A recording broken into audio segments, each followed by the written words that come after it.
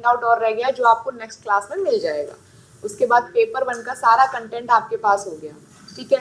Spiral की shop पे जाओ, उनको बोलो इसको स्पायरल कर दो, बेस्ट आपकी इतनी मोटी बुकलेट बन जाएगी। अब आपको क्या चाहिए, फिर से चाहिए रिपीटेशन। एक काम करती हूँ, हेरोलम्बस जो बुक है उसी की फोटोकॉपी करा के दे देती हूँ, वो पढ़ी नहीं है, रखी है, कभी पढ़ना किसी टॉपिक को उठा के, जरूरत नहीं पड़ेगी। क्या छोड़ना है उसमें वो नहीं देखना, उसमें आपको ये देखना है कि मेरा सिलेबस का टॉपिक कौन सा है, फिर वहां से उठा के वो हेरोलम्बस के इंडेक्स में वो टॉपिक ढूंढो और फिर उस टॉपिक में क्या छोड़ना है वो पढ़नी। तो पूरी हेरोलम्बस होती है वैसे, लेकिन वो आपके काम की नहीं है, वो यूपीएससी के लिए स्पेसिफिक नहीं है, वो कई चीजों के लिए है। नहीं, वो एक स्टूडेंट आएगा उसके लिए चाहिए, मुझे नहीं चाहिए। आपके पास है? हाँ, तो वो यही रख दो, चाहिए उसको स्टूडेंट के लिए चाहिए। नहीं मुझे नहीं चाहिए, इसी के लिए चाहिए था। तो क्लियर? और किसी को चाहिए मोटी मोटी बुकलेट? नहीं हमारे क्या, नहीं हमारे टाइम पे भी था, मतलब हमें इधर कोई हैंडआउट्स नहीं मिल रहे हैं, फिर जब हो गया हमारा ऑप्शनल तो हमें इतनी मोटी, एग्जैक्टली इतनी हमें बुक पकड़ा दी गई सोशियोलॉजी, हाँ एक्चुअली में इतनी। And now I was like ये सब पढ़ना है, और जब पढ़ने बैठे तो कुछ भी समझ नहीं आ रहा था। उन बुक का मतलब क्या था, उन बुक के लिए हमने इतनी फीस दी और 100 रुपए भी नहीं लिए रद्दी वाले ने। मैं फिर कह रही हूँ जो आपके पास, जो आपने ना फोल्ड करके रखा है मूंगफली की तरह उसको, है ना, that is the most important thing.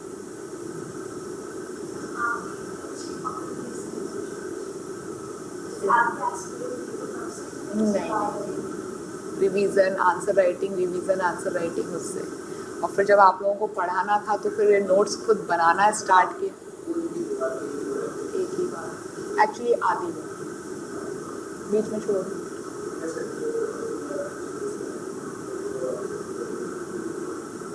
क्यों? मोर देन इनफ हो गया, ये एक बार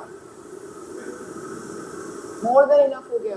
सेल्फ स्टडी, लाइब्रेरी जाओ, बैठो और आराम से अपना जो कंटेंट आपके पास है वो रिवाइज करो और करंट पढ़ो, दैट इज इट। रिवाइज का मतलब जैसे मैं आपको यहाँ दे देती हूँ तो वो रिवाइज नहीं, पहले उसको लर्न करो, जब याद नहीं होगी तो रिवीजन का मतलब क्या है।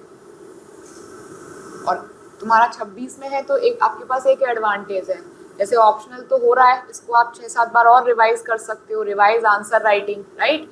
इसके अलावा कुछ सब्जेक्ट होंगे जो आपके नहीं हुए होंगे, अभी कोचिंग पे हो गए होंगे, आपके खुद के नहीं हुए होंगे। नहीं हुए? हो गए?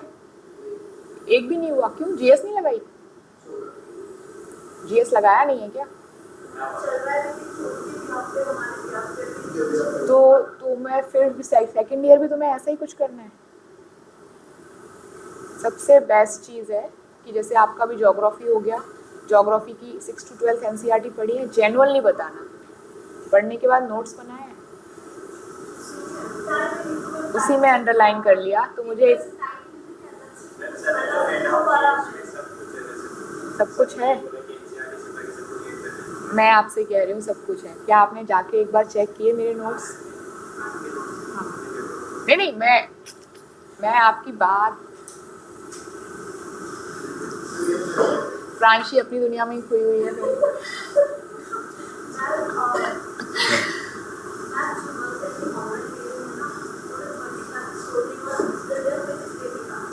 फिजिक्स लेने का?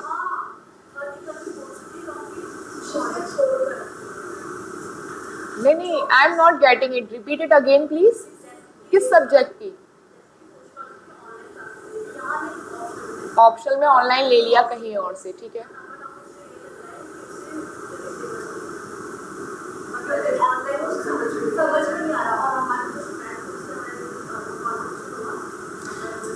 चिन्मय इसको रख दो। मतलब सच में यार बच्चे नहीं होते हैं हर चीज के लिए, मतलब क्लास चल रही है and he is like this, चक्र की तरह चलाए जा रहे हो। नहीं आदत मैं वही बोल रही हूँ ना, मैं 2 दिन से टोक रही हूँ, तो वही लेवलिंग थ्योरी ध्यान आ गई। Try to implement in real life. What? अच्छा, तो कल अगर डीएम बन गए तो मीटिंग चल रही होगी सीएम के साथ and you are like this, हाँ, और फिर उसको एक्सप्लेनेशन दोगे सीएम को, सीएम सर को कि सर अभी से नहीं है, ये तो कॉलेज की हैबिट है, तब ले जाऊंगा ही नहीं। तो क्लास मतलब जस्ट इनफॉर्मल क्लास चल रही है। कल भी टोका था मैंने, पर इससे पहले भी टोका था मैंने, टोका था कि नहीं टोका था? अभी भी वही आदत हो गई है। सोहेल, ये आपका हैंड आउट रखा हुआ है। हाँ, कुछ बता रहे थे आप प्लीज। जिन्होंने ऑनलाइन ली हुई है, सही डिसीजन है पक्का? तो इसका क्रेडिट किसको जाता है?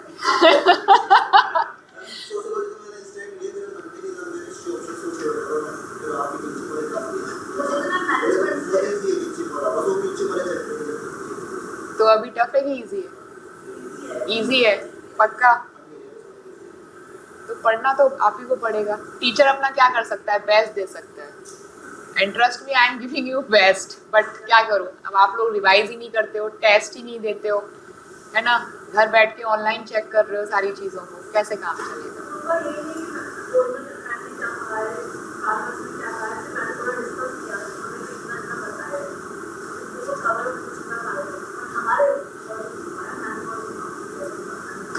मैम कितना लीनियंट हो यार, मैम इतना टाइम दे रही है आप लोगों को, और क्या चाहिए मैडम? जब तक नहीं बढ़े क्या आगे, जब तक ऑप्शनल आप लोग एक यूनिट का टेस्ट सब लोग ना दे दो तब तक मैडम आगे ना बढ़े। तो ऐसे तो ऑप्शनल 2 साल में भी पूरा नहीं होगा। मैं 10 मिनट अभी इसलिए लेट हो गई, मेरे पास एक क्वेरी आ गई थी ऑप्शनल की, and the girl was like कि मैम मैंने पेपर 1 पेपर 2 पूरा पढ़ लिया है। I was like very good. हाँ नहीं, I was like very good, नहीं दिस मैं रियलिटी बता रही हूँ आपको। आप लगता होगा मैडम ऐसे ही कह रही है, मैं सच में बता रही हूँ रियलिटी। तो मैंने कहा कहाँ से पढ़ा, मैं वो नाम नहीं लूंगी कि मैडम मैंने कर लिया कवर। तो मैंने कहा मैं पूछ लूँ? Yes ma'am. तो आई आस्क चलो थिंकर के नाम बता दो। ठीक है, उसने बता दिए बहुत ईजीली। तो मैंने कहा what is the difference between the ideology of the Karl Marx and the Emile Durkheim? The most important ये पता होना चाहिए ना, right?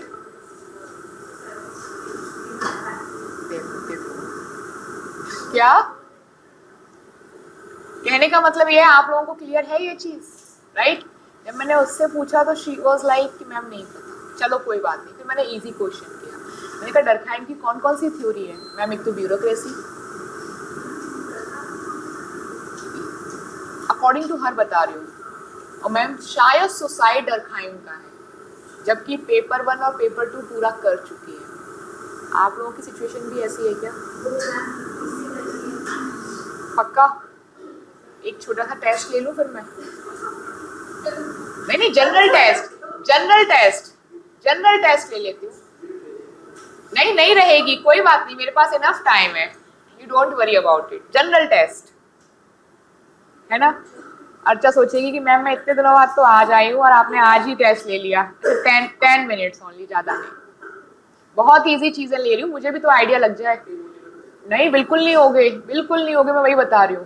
Tell me any 3 feminist sociology. Name of any 3 feminist sociology. T.S. Papola, Chakraborty, Sylvia वेल्बिया।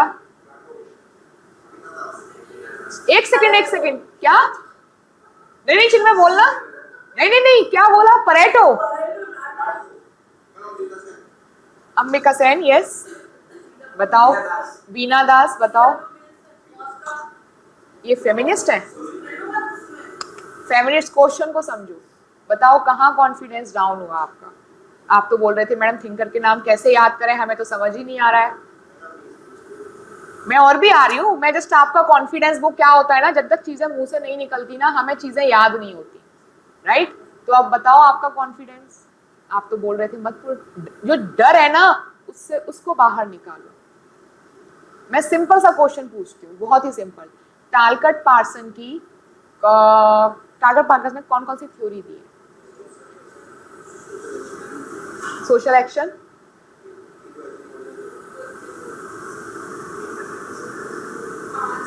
वो Weber का था। Pattern variables, yes, कहीं ना कहीं तो पता है ना। चलो बेबर दिया है ना कल, बेबर की कौन कौन सी थ्योरी है? Power, authority, Protestant ethics and spirit of capitalism. मैं सिंपल सा एक लास्ट क्वेश्चन पूछती हूँ, सोशियोलॉजी इमर्ज कैसे हुआ, नीड क्या हुई उसकी? एक सेकेंड बताओ जरा, आराम से।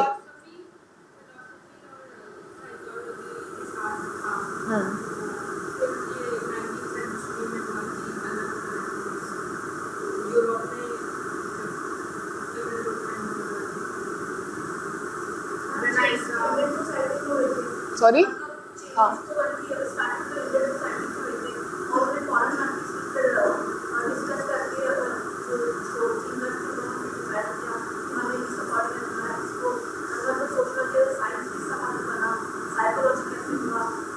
सोए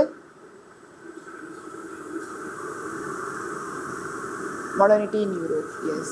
In simple words, European society 19th century बहुत सारे चेंजेस हो रहे थे।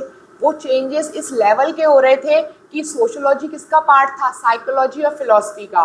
तो उन चेंजेस को as a part of psychology and philosophy easy नहीं था समझना।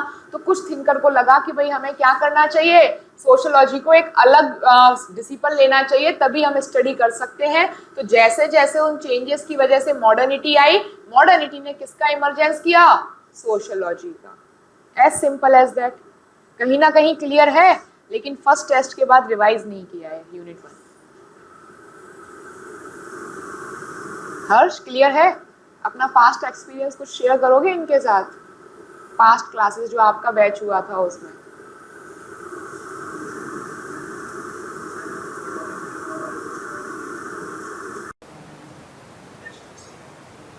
That is the first thing, test कभी भी मिस नहीं करना चाहिए।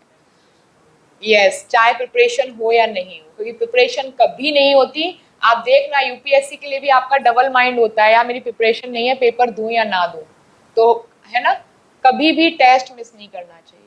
उस टेस्ट के लिए सबसे बेस्ट चीज पता है क्या है? क्या करो, टेस्ट से आप पे प्रेशर आता है कि मुझे यूनिट रिवाइज करनी है, और जब आप रिवाइज करने बैठते हो तो आपको लगता है यार ये तो इजी है, अब टेस्ट काश कल नहीं परसों होता, कोई बात नहीं, कल है ना, मैं पूरा बेवर ना तैयार करके बेवर का एक टॉपिक तैयार कर लेता हूँ। क्योंकि मैडम की अप्रोच क्या है, मैडम हर टॉपिक पे क्वेश्चन रख देती है, राइट। तो मैं एक टॉपिक तैयार कर लेता हूँ, कम से कम मैं एक दिन में एक टॉपिक तो कर पाऊंगा, और अगर पेपर में यही आ गया तो मेरे को समझ आ जाएगा कि मेरा तैयार करने का तरीका, स्ट्रक्चर सही है या नहीं है। जब आप छोड़ देते हो ना तो आप और लीनियंट हो जाते हो। तो टेस्ट हमेशा देना चाहिए। और आपने और वो अक्षता का प्रीलिम्स हुआ क्या इस बार? नहीं हुआ। 3-4 स्टूडेंट थे, 5 थे शायद, इन्होंने हर टेस्ट दिया था, ऐसा कोई भी टेस्ट नहीं था जो इन लोगों ने नहीं दिया हो। और अगर कोई टेस्ट मिस भी हो जाता तो दूसरे दिन देते, लेकिन टेस्ट जरूर देते थे। इट डजंट मैटर आता है या नहीं आता, लेकिन आपके सामने है एग्जाम्पल। और क्या सीखा क्लासेस से?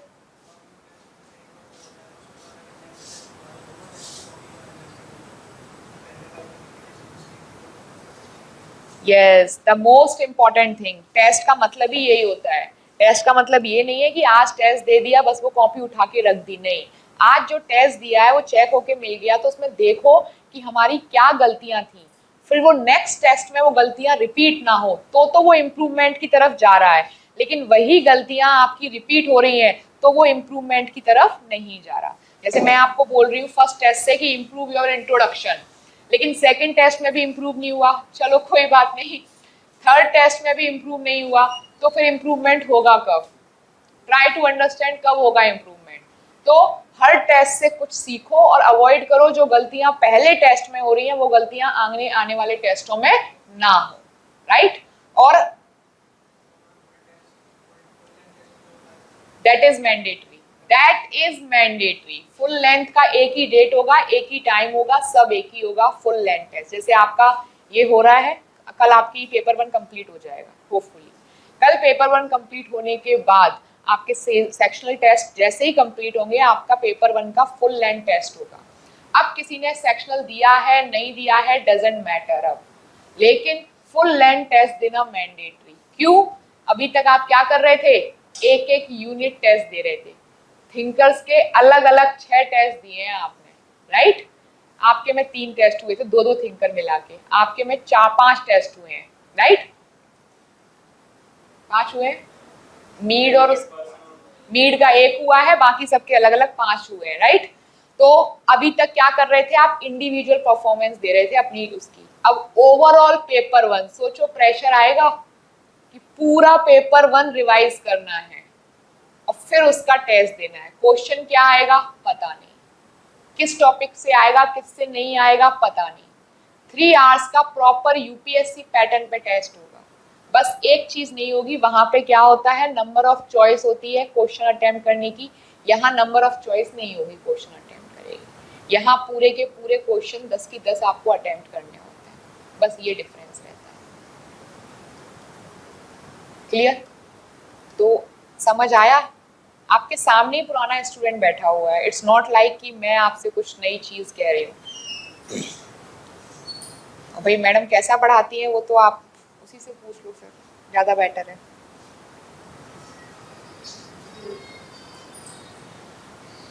मेरे तक भी आवाज आ जाए थोड़ी सी प्लीज। क्या? अच्छा यूट्यूब पर डालेंगे,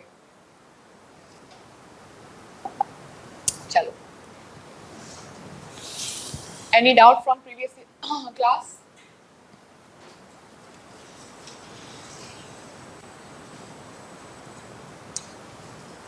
चिन्मय?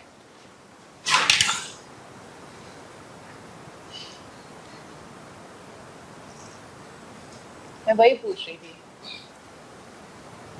पार्सल था तो मुझे लगा कहीं टाटा बिरला कहीं से कॉल तो नहीं है कि सर मीटिंग है आपकी। पक्का?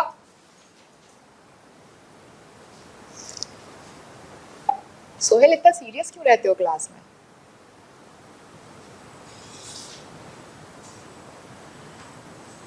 मुझे लगता है तुम एनालिसिस करते हो कि मैडम सही पढ़ा रही है या नहीं पढ़ा रही। ऐसा है क्या? पक्का?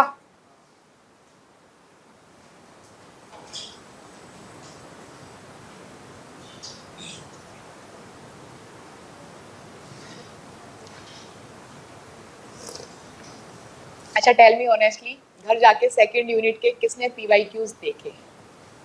देखे? डायरेक्ट क्वेश्चन थे सारे,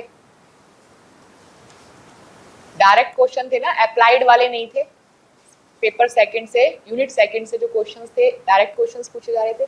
same with respect to unit 3, unit 3 से भी डायरेक्ट क्वेश्चंस पूछे जाते हैं। क्या? हाँ इन दो से ही, बाकियों में अप्लाइड नेचर पूछते हैं, इसमें अप्लाइड नेचर का कोई काम नहीं है, वो सीधे पूछ लेगा difference between the idiographic and nomothetic, right? Difference between और क्या पढ़ा था कल, non positivist approach, difference between positive and non positivist approach. Then सीधे पूछ लेगा what are the advantage of questionnaire, what are the advantage of interviewer, what are the characteristics, right? Direct question. हाँ value objectivity, yes simple पूछ लेगा what is the difference between the fact value and objectivity, right? तो क्या है, simple तीनों चीजों को समझाना है। बस एक एक थिंकर का नाम सब पे याद जरूर कर लेना, एक एक थिंकर का, ठीक है?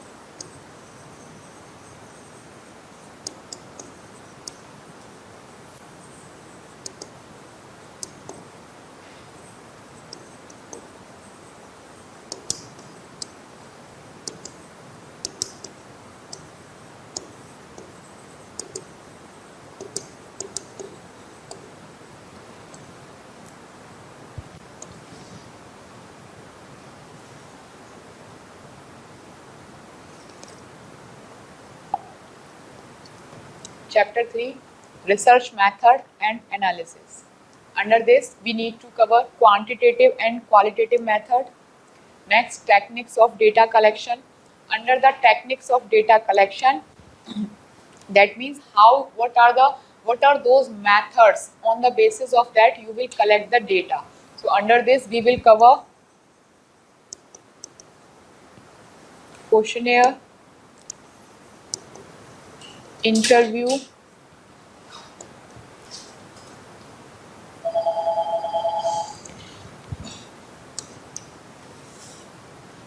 then case study, then survey, then content analysis, then schedule,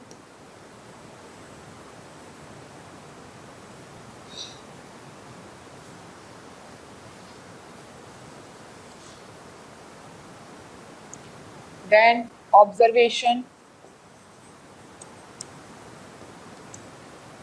then biography,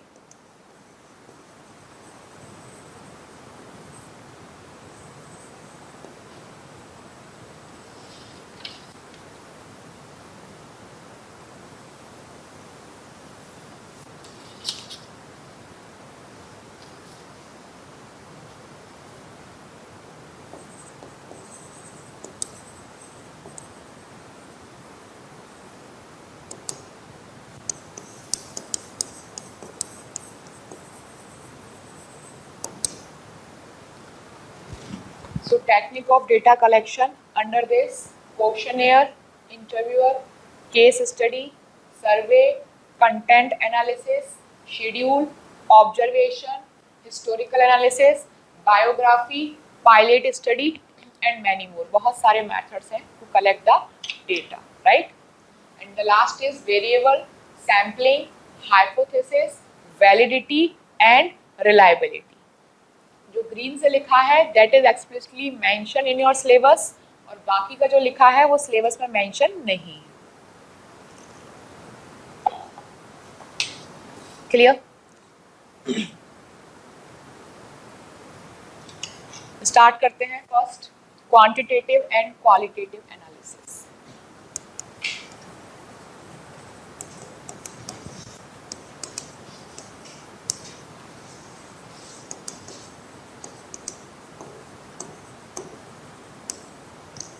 जितना भी है रट्टा और समझने का ही है थोड़ा सा इसमें, है ना? तो बस समझना, सारी चीजें जनरल थिंग है, आपको पता होगी इस यूनिट के बारे में सब कुछ। सबसे पहले बात करते हैं मेथड। क्या होता है method? What do you mean by method? A method means a technique to collect the data. Yes, method is a technology और technique to collect the data.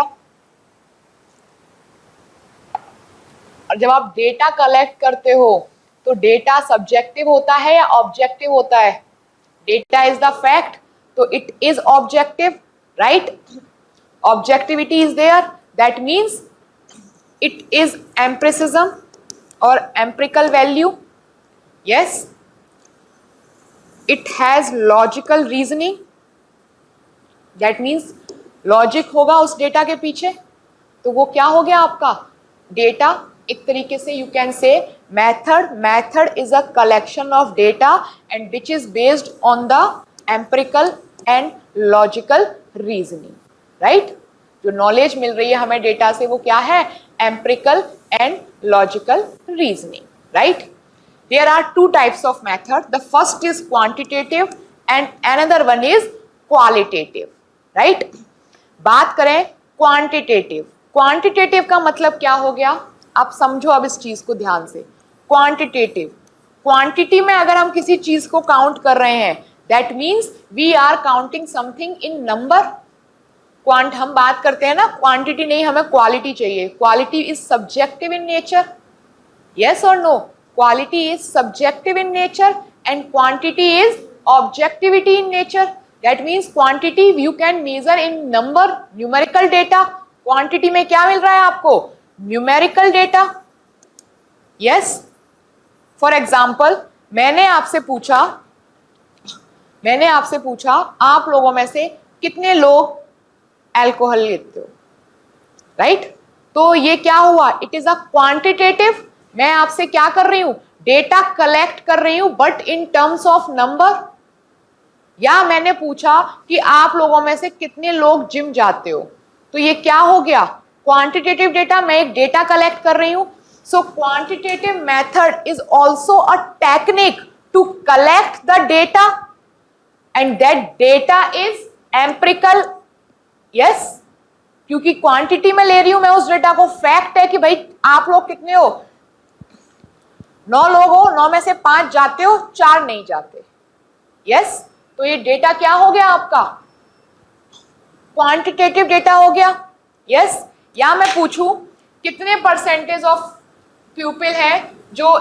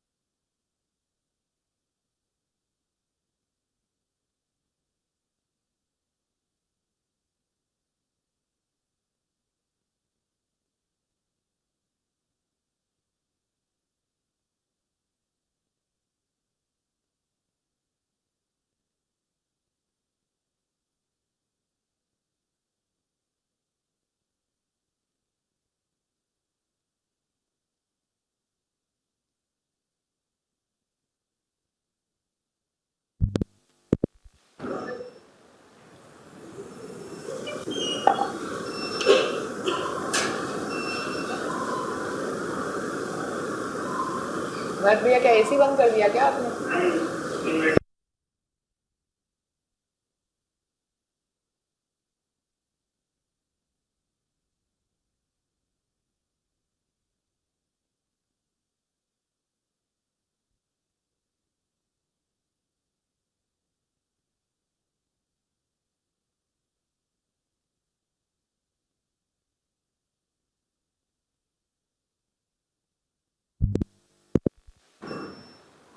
Quantitative approach is just like कि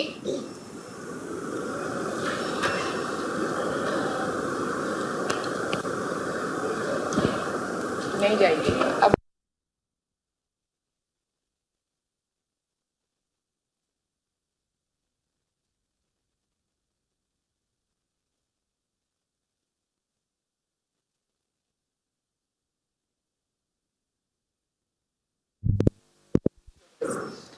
It is the category to collect the data, or you can say it is the technique to collect the data, right?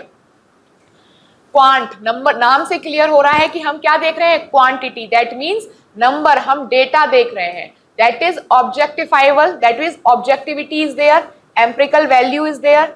जैसे मैं बात करूं आपसे, मैंने example दिया आपका भी अल्कोहल का, अनदर एग्जांपल कि कितने, सपोज कोई स्टूडेंट्स हैं, students in medical college, engineering college and all, मैं कोई रिसर्च कर रही हूँ, तो मुझे ये फाइंड करना है कि कितने लोग इंजीनियरिंग, मेडिकल, लॉ स्टूडेंट्स के ड्रग्स लेते हैं फॉर एग्जांपल। तो मैं उसका रीजन नहीं जान रही हूँ, I am finding the objective कि क्या कितने लेते हैं, the data that is in quantity. Mic तो चालू ही है, माइक तो चालू है, बट भैया फैन नहीं है, एसी बंद है, कैसे चलेगा? इसमें एक फैन तो लगवा लो कम से कम, तो इन्वर्टर से फैन तो चल जाएगा। आज बोलो सर को कि मैडम बोल रही थी, राइट? तो कितने परसेंटेज ऑफ स्टूडेंट हैं जो ड्रग लेते हैं, राइट? तो ये डेटा कलेक्ट क्वांटिटी में हो रहा है, यस, नंबर ऑफ डेटा ले रहे हैं ना अपन, तो डेटा कलेक्ट हो रहा है, तो वो क्या है आपका क्वांटिटेटिव मेथड, जिसमें हम डेटा को एग्जैक्ट डेटा कलेक्ट कर रहे हैं, राइट? जब हम इस तरीके का डेटा कलेक्ट कर रहे हैं, तो क्या हम इसको, this type of research is related to positivism, can we say this thing? Positivism क्या था? साइंस, मेथड, एक सिस्टमैटिक मेथड यूज हो रहा है कि नहीं हो रहा? यस, एक सिस्टम चल रहा है ना, तो साइंस सिस्टम की बात कर रही थी पॉजिटिविज्म, और जब हम डेटा ले रहे हैं, डेटा फैक्ट है, एम्पिरिकल वैल्यू है, वही तो आपका साइंस है, तो that can be positivism, yes और नो? तो जो आपका इधर क्वांटिटेटिव था, दैट इज योर क्वांटिटेटिव था आपका, तो वो क्या हुआ आपका? पॉजिटिविज्म रिसर्च पे भी जा रहा है कि नहीं जा रहा? क्लियर? ठीक, इसी को आगे कंटिन्यू करें। क्वांटिटेटिव, क्वांटिटेटिव क्लियर क्या हो रहा है? इसके रेफरेंस में क्वालिटेटिव, क्वालिटेटिव क्या फोकस कर रहा है? हमने कल भी देखा था, इंडिविजुअल और अ group of individual. Yes, quantitative कहीं पर क्वालिटेटिव किस पे इंपैक्ट करेगा? इंडिविजुअल पे, यस, और अ ग्रुप ऑफ इंडिविजुअल पे।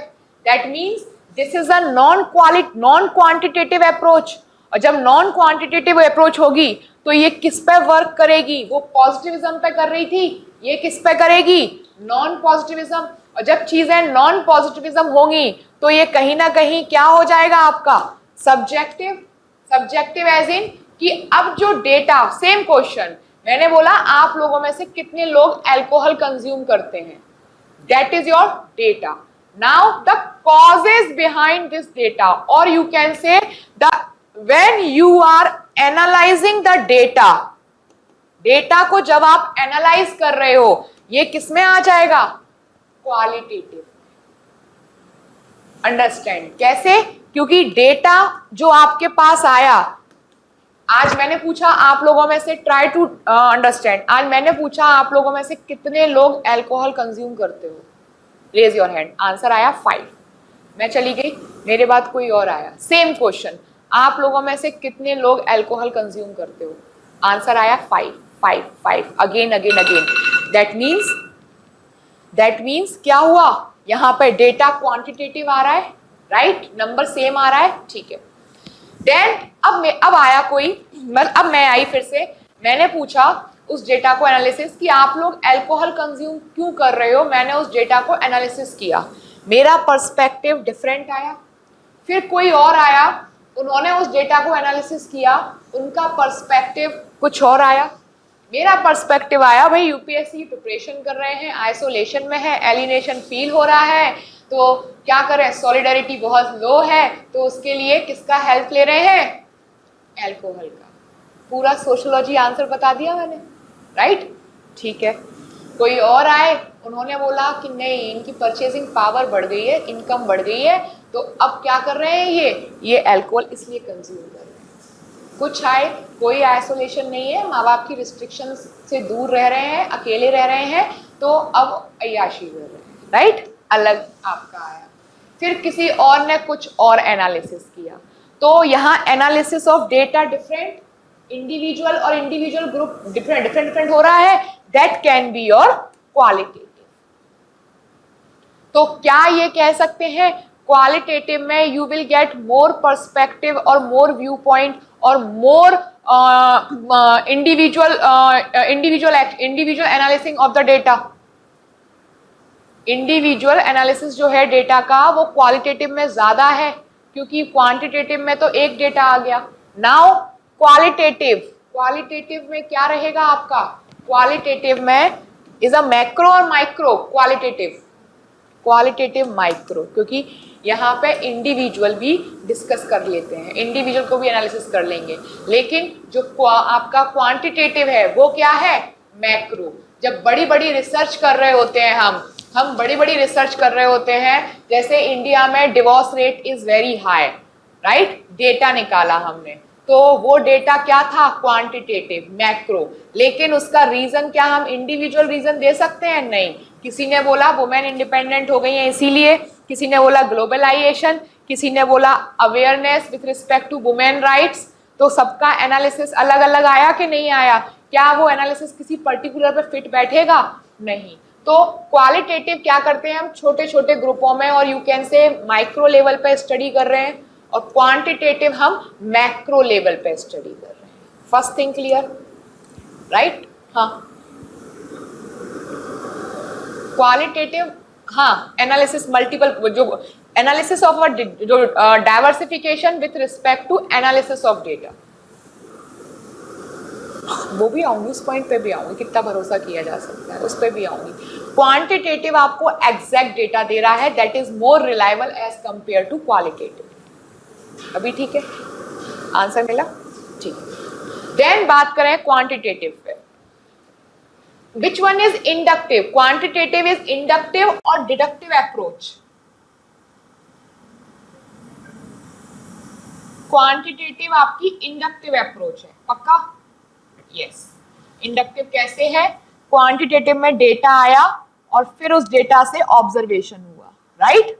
और क्वालिटेटिव में, सॉरी ये क्वालिटेटिव लिखा है तो ये क्वांटिटेटिव की बात कर रही हूं मैं, है ना? Quantitative is a inductive approach कि पहले डेटा आया, डेटा से ऑब्जर्वेशन किया और ऑब्जर्वेशन से आपकी थ्योरी बनी, राइट? इंडक्टिव, क्वालिटेटिव में क्या है? क्वालिटेटिव में आप क्या कर रहे हो, जो डेटा आ गया है उसको ऑब्जर्व कर रहे हो, उसको ऑब्जर्व करके आप एक थ्योरी बना रहे हो, तो वो आपका क्या हो गया? डिडक्टिव अप्रोच हो गया, राइट? ठीक है, तो क्वांटिटेटिव इज नोमोथेटिक और quantitative is idiographic. Quantitative is nomothetic और इडियोग्राफिक। यस, क्योंकि क्वांटिटी में क्या है? मैक्रो पर्सपेक्टिव है, तो मैक्रो पर्सपेक्टिव क्या था? Nomothetic, universal, number of laws, बहुत सारे लॉज मिल रहे थे, राइट? तो इट इज नोमोथेटिक, राइट? और क्वालिटेटिव क्या है फिर? Idiographic, right? So qualitative is idiographic, right? Then quantitative, quantitative में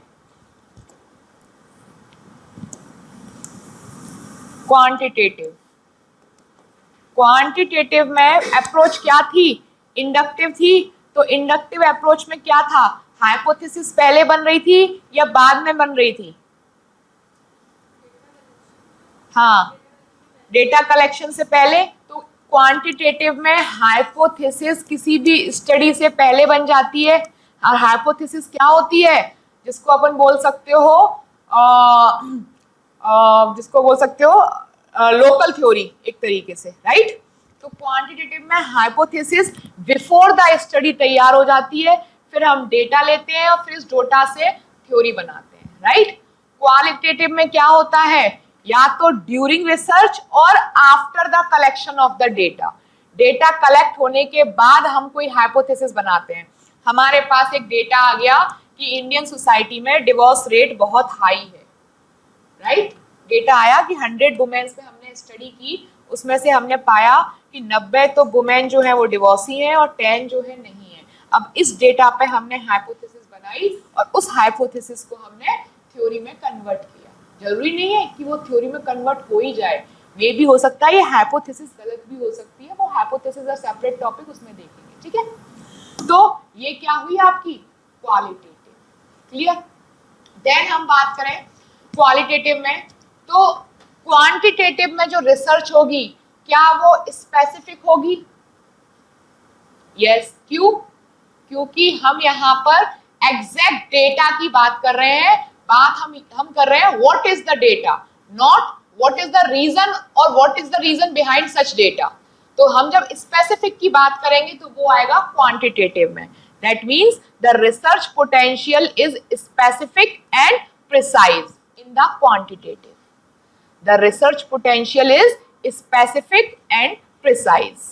Qualitative में क्या होगा? It is loosely structured. Yes? क्यों है loosely? मैंने बताया ना, जितने जितने लोग उतने उतने पर्सपेक्टिव निकल कर आ रहे हैं, तो that is loosely structured. Clear? Research potential is specific and precise in quantitative. Research potential is specific and precise in quantitative. Clear? Is it clear? ठीक है. This is about quantitative and qualitative. As simple.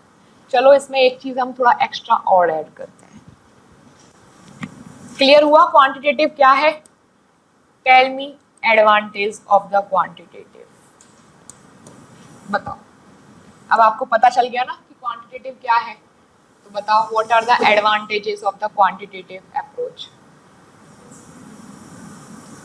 ठीक है, that means generalisation is possible, not possible generalisation. Universal होगा कि नहीं होगा data? Positivism है, positivism है डियर। पॉजिटिविज्म है मतलब साइंस, स्पेसिफिक मेथड हो गया। और जब साइंस आती है तो साइंस में जनरलाइजेशन होता है कि नहीं होता? So generalisation possible through the quantitative approach, yes और नो? ठीक है, देन और बताओ advantage. We can study the whole society, macro level पे स्टडी कर पा रहे हैं, राइट? तो origin of the study और dimension of the study can be wide, yes? ठीक है, और बताओ।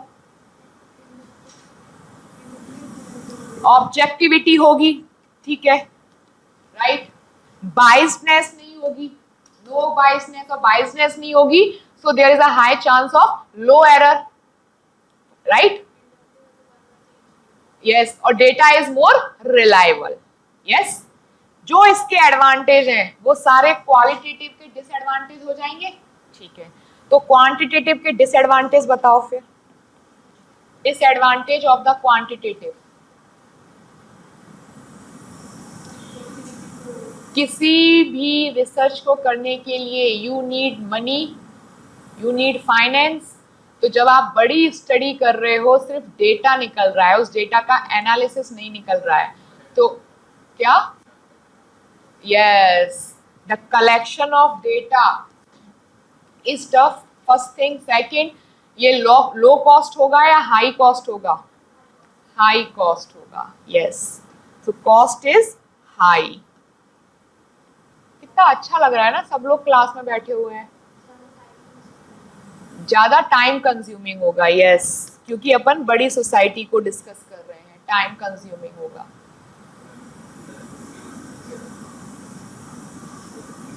नहीं, 19-20 का डिफरेंस अपन माइंड नहीं करेंगे। हाँ हाँ हाँ, वो पॉसिबल। क्या?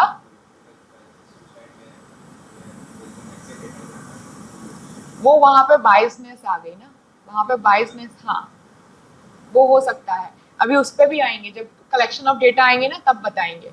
यहाँ पे देयर आर टू क्वांटिटेटिव है, हम चलो यही समझ लो, there are two types of data. The one source of data, sorry, हाँ, source of data. Source of data can be primary, can be secondary. Primary data वो डेटा हो गया जिसमें आप खुद इन्वॉल्व हो, you are the participant, you are the observation and you are doing the survey. That means आप directly involve होके खुद से कोई डेटा फाइंड कर रहे हो, वो क्या हो गया आपका? प्राइमरी सोर्स हो गया, ठीक है।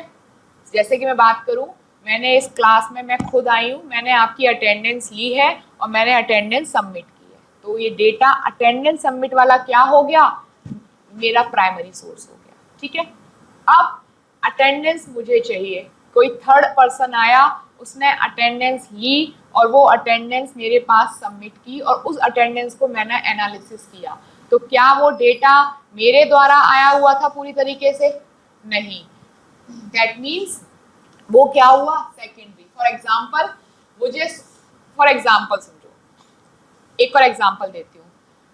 आप सब लोगों ने सोशियोलॉजी ऑप्शनल लिया, आप सब ने सोशियोलॉजी ऑप्शनल लिया, तो आपने क्या कैसे डेटा लिया? प्राइमरी एक तो हुआ कि आपने यूपीएससी की लिस्ट निकाली और उसमें देखा अच्छा किस किस का सोशियोलॉजी ऑप्शनल था, किस किस के मार्क्स आए, डायरेक्टली एनालिसिस कर रहे हो, ठीक है। दूसरा हुआ किसी ने एनालिसिस किया, किसी और ने, आपने कहीं डेटा न्यूज़पेपर से लिया या किसी की बुक से लिया या किसी और ने सर्वे किया उससे लिया, मतलब खुद ना इन्वॉल्व होके सेकेंडरी सोर्स हो कि किसी ने ऑलरेडी डेटा ले लिया है, उस डेटा को एनालिसिस करके आप कर रहे हो, राइट। एग्जाम्पल, एमिल डुर्कहाइम की थ्योरी सुसाइड। एमिल डुर्कहाइम ने खुद थोड़ी रिसर्च की थी, उन्होंने पुलिस का डेटा लिया था। अब पुलिस का डेटा क्या डेटा रिलायबल था? नहीं था। क्यों? क्योंकि हो सकता है कुछ कंप्लेन हुई हो सकता है कुछ कंप्लेन नहीं हुई हो, तो उस डेटा, वो डेटा क्या हुआ, सेकेंडरी डेटा। बाकी उसने केस स्टडीज, बुक, ये सब रेफर करके डेटा लिया, तो उसने सेकेंड डेटा, सेकेंडरी सोर्स था उसका डेटा का। इसीलिए सुसाइड की थ्योरी, उसकी एक क्रिटिक्स ये भी था कि इसकी सुसाइड की थ्योरी रिलायबल नहीं है, because Emile Durkheim is using secondary source of data. Revise हो रहा है, याद आ रहा है, इसलिए कह रही हूँ रिवाइज भी करते जाया करो साथ ही साथ। Clear? So there are two types of data. The one is primary, so two sources of data.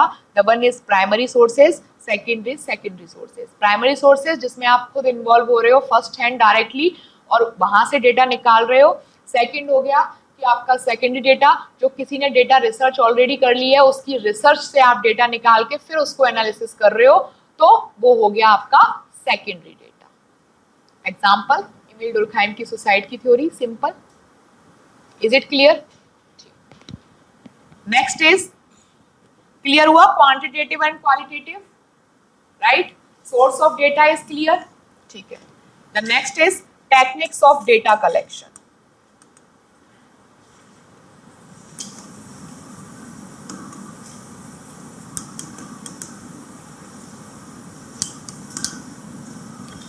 Techniques of data collection. The first is questionnaire.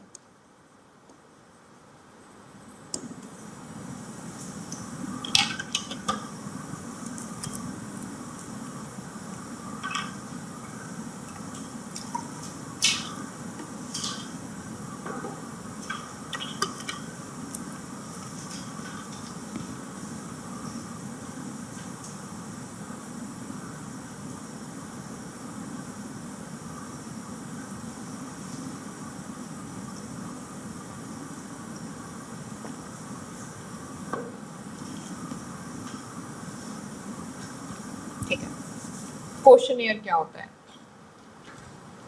नाम से क्लियर हो रहा है कुछ?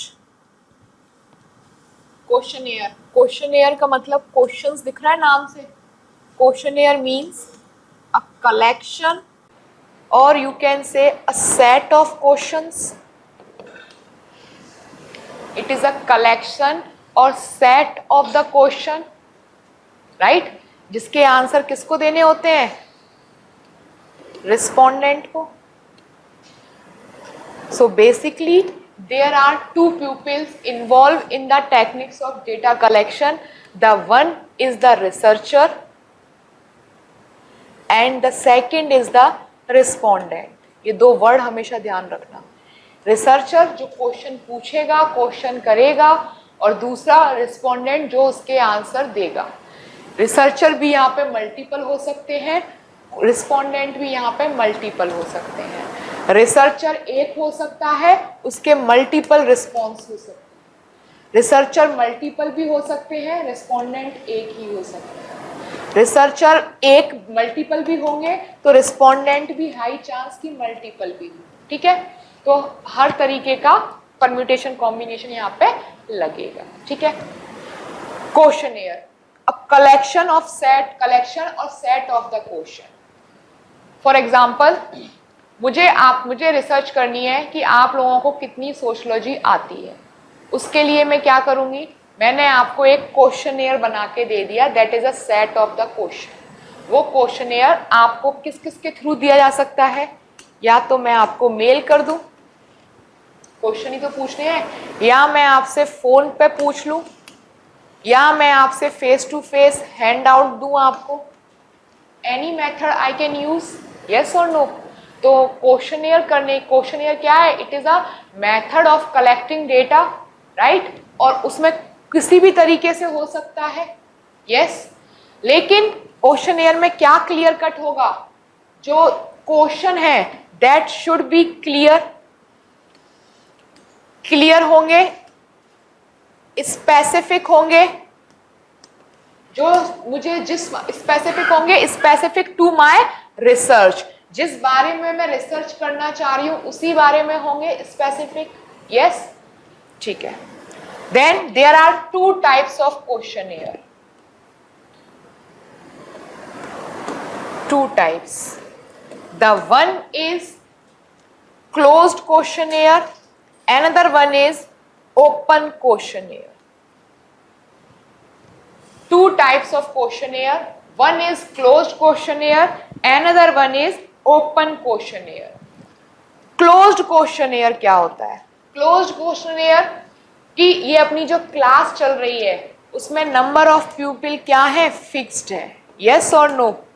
तो जो क्वेश्चन मैं आपसे पूछूंगी इसमें वो limited to all of you होंगे, तो नंबर ऑफ क्वेश्चन फिक्स होंगे, first thing.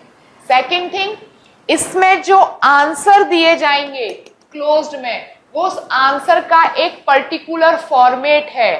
That means you are bound to write a answer in a particular manner only.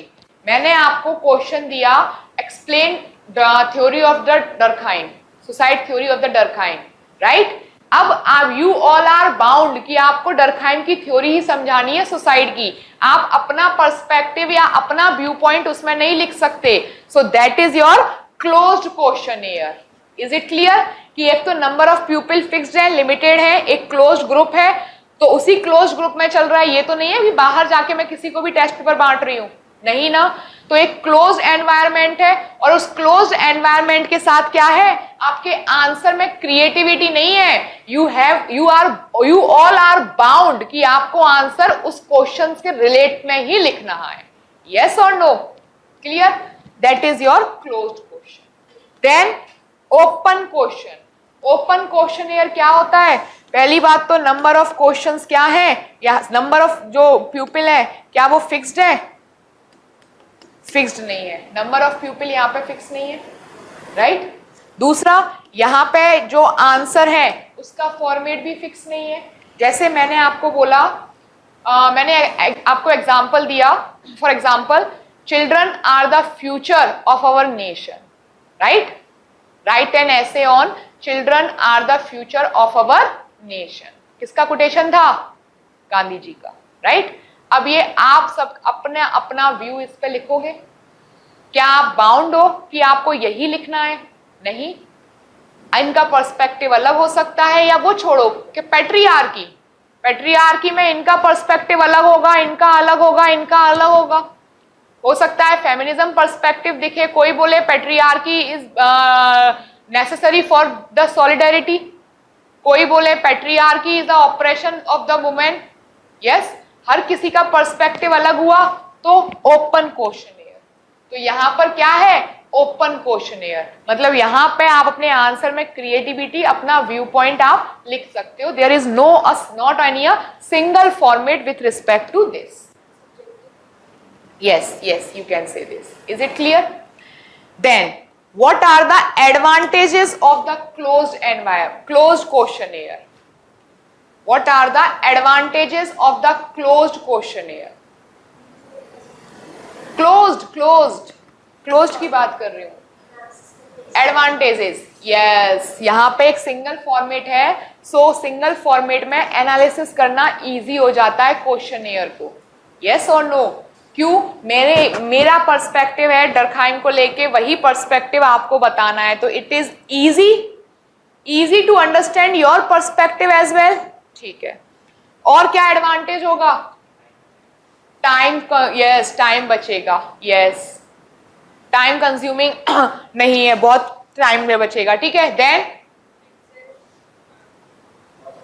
Cost बचेगी, ठीक है? और डेटा वैलिड और रिलायबल प्लस स्पेसिफिक रिसर्च यहाँ पे ज्यादा बेटर रहेगी, क्योंकि यहाँ पर क्या है, क्वेश्चन के रिगार्डिंग मैंने आपको बोला कोई भी मैंने बोला पैट्रियार्की पे, तो सुसाइड डर्कहाइम पे, तो उस डर्कहाइम की सुसाइड से रिलेटेड बहुत सारी चीजें हैं, मतलब रिलेटेड टू द टॉपिक बहुत सारी इंफॉर्मेशन निकल के आ सकती है। यस, क्लोज्ड में, यस और नो? तो रिलायबल भी रहेगा, ठीक है? ओपन में क्या एडवांटेज रहेगा? Multiple view point are there, अलग अलग व्यू पॉइंट आ सकते हैं। इसके साथ साथ वो पॉइंट ऐसे भी आ सकते हैं जहां पर रिसर्चर को नहीं पता होगा, वो चीजें भी निकल के आ सकती हैं। यस, रिसर्चर को भी नहीं पता होगा, वो चीजें निकल के आ सकती हैं। डिसएडवांटेज क्या है? The major disadvantage, complexity is there in open में। कॉम्प्लेक्सिटी होगी, राइट? ठीक है, जनरल बात करूं the advantage of the questionnaire, closed open clear है? जनरल बात करूं the advantage of the questionnaire, general researcher की फिजिकल प्रेजेंस की जरूरत नहीं है, पहली चीज। दूसरी चीज कि रिसर्चर को रिसर्च करने में स्पेसिफिक और प्रिसाइज आंसर मिलेंगे क्वेश्चनेयर से, बिकॉज रिसर्चर को पता है कि किस बारे में क्वेश्चन पूछना है, तो पूरा फॉर्मेट उसी बारे में होगा। यस और नो? यस। डिसएडवांटेज क्या रहेगा? The major drawback with respect to questionnaire is awareness with respect to technology. आप ईमेल करके किसी को क्वेश्चनेयर कह रहे हो, क्या चांस है कि उसके पास ईमेल होगा या नहीं होगा? क्या चांस है कि उसको ईमेल चलाना आता भी होगा या नहीं आता होगा? फर्स्ट थिंग, हाँ क्या सुनो, फर्स्ट थिंग। सेकंड थिंग, क्या चांस है आपने 50 लोगों को ईमेल किया, उसमें से 40 लोग ने रिप्लाई नहीं दिया, 10 लोगों ने रिप्लाई किया, राइट? अनदर थिंग, 40 लोगों ने रिप्लाई किया, आपने 10 क्वेश्चन पूछे, उनमें से 10 लोगों ने रिप्लाई किया, उन 10 में से हो सकता है 5 लोगों ने पूरे आंसर के जवाब दिए हो, 5 ने आंसर ही के जवाब ना दिए हो पूरे। यस, तो अपन कह सकते हैं वैलिडिटी, रिलायबिलिटी कहीं ना कहीं क्वेश्चनेयर में जो रिस्पोंडेंट की तरफ से है वो रिड्यूस होगी। यस और no? Yes. So these are some advantage and disadvantage with respect to questionnaire.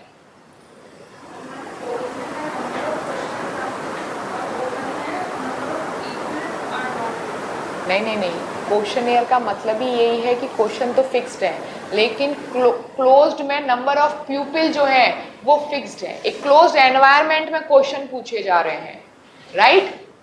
और ओपन में नंबर ऑफ पीपल फिक्स्ड नहीं है। एग्जाम्पल ओपन क्वेश्चनेयर, सोशल सर्वे। यस और नो? किसी भी चीज के लिए सर्वे आप करते हो, ओपन सर्वे होता है, फिक्स्ड एनवायरनमेंट नहीं है, राइट? जैसे हम पोलिंग वगैरह एग्जिट पोल करवाते हैं, exit poll open to all होता है, ओपन क्वेश्चनेयर कितने लोग ही जवाब देते हैं, क्या हर कोई उसमें पार्टिसिपेट करता है? नहीं करता। क्लोज्ड की बात करूं तो क्लोज्ड में मैंने यहाँ पे आपको एक फीडबैक फॉर्म दिया, लिमिटेड टू ऑल है, 10 पीपल्स आर देयर, 10 लोगों में ही फीडबैक फॉर्म है और आपको हर चीज पे उसमें मार्क करना है। लेकिन एक निगेटिव एडवांटेज, कुछ चीजें आप ऐसे ही टिक कर दोगे बिना कुछ सोचे, लेकिन फिल तो कर रहे हो क्वेश्चनेयर क्लोज एनवायरनमेंट में, लेकिन बिना कुछ सोचे ही टिक कर रहे हो कुछ चीजें। यस और नो? तो वही चीज है। Is it clear? Questionnaire, types of questionnaire, closed और open, advantage and disadvantage with respect to closed and open, and then overall advantage and disadvantage with respect to questionnaire with example. Clear? सीधा simple question आएगा, एक तो question पूछ लिया जाएगा, explain in detail the different technology of the collection of data, तो उसमें 4-5 समझाने हैं आपको। या क्वेश्चन पूछ लेगा, do you think questionnaire is a good technology to collect the data, या पूछ लेगा what do you mean by questionnaire, what are the advantage and disadvantage or what are the characteristic, or explain in brief the questionnaire technology of collection data, right? सीधा straight forward question रहता है। Is it clear? ठीक है, clear है ना? The next is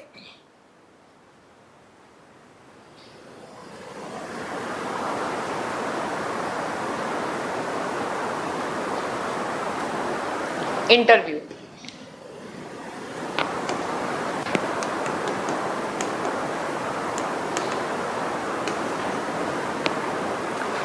The next is interview.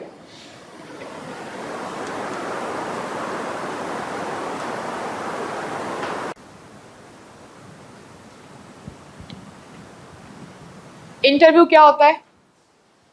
Again, interview is also a method to collect the data. Yes, there are 2 types of interview. The one is structured interview, another one is unstructured interview. Structured interview also called a formal interview and unstructured informal interview. Interview can be face to face,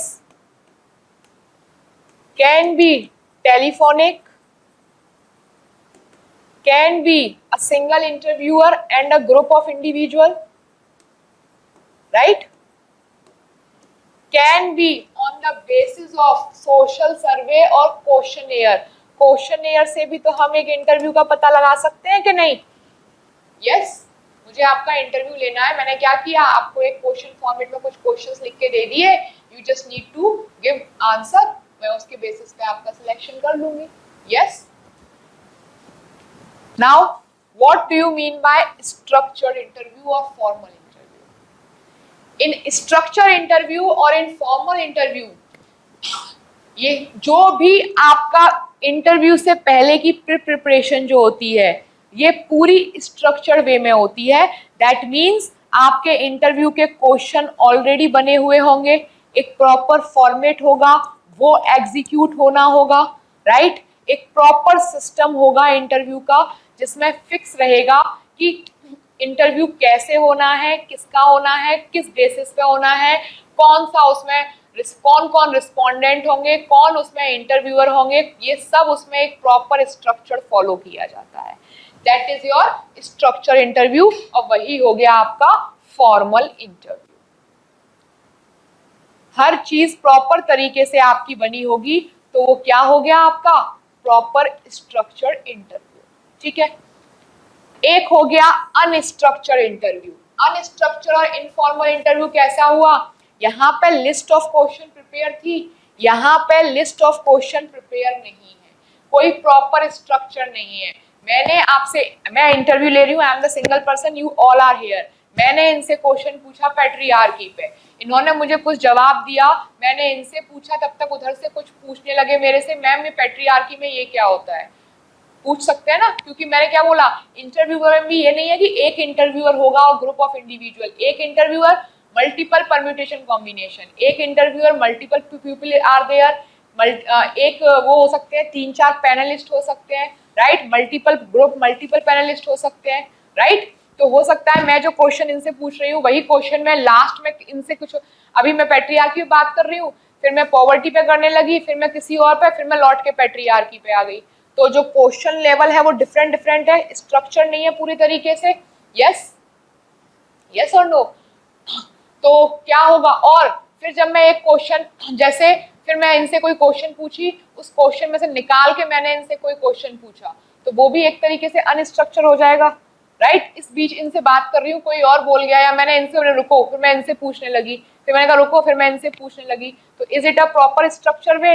नहीं, तो ये क्या हुआ आपका unstructured interview और informal interview. Clear?